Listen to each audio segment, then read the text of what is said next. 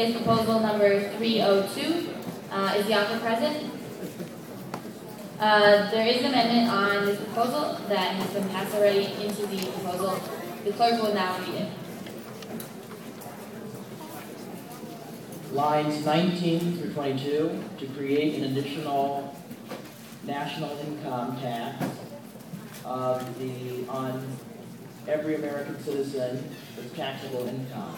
This tax money will be accumulated in a stimulus fund and can only be used during a recession to confiscate,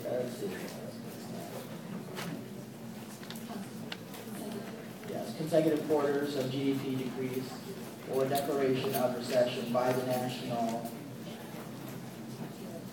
Bureau of Economic Research. These savings will be the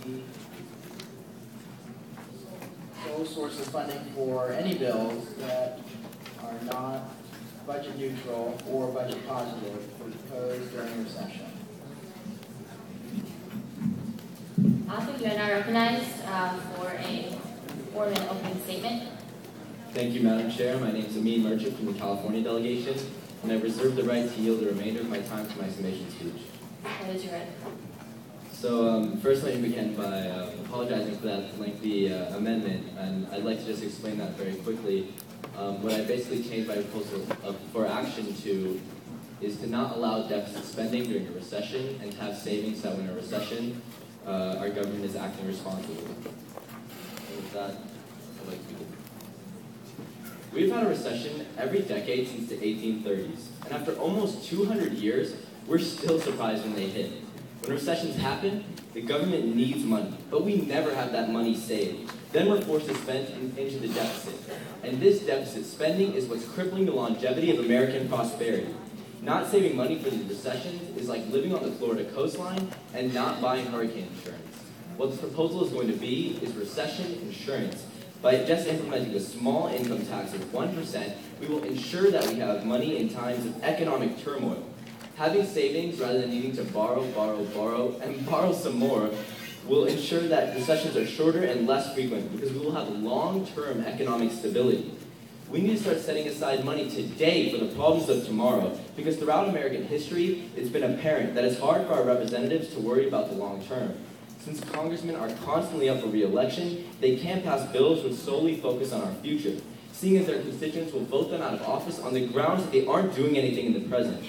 We need to make a shift from short-term economic principles to long-term responsibility.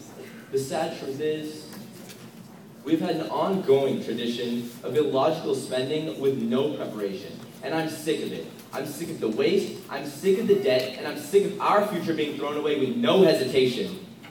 And who will pay for this orthodoxy? You, me, and the millions of unemployed workers who will go years without jobs or will never work again.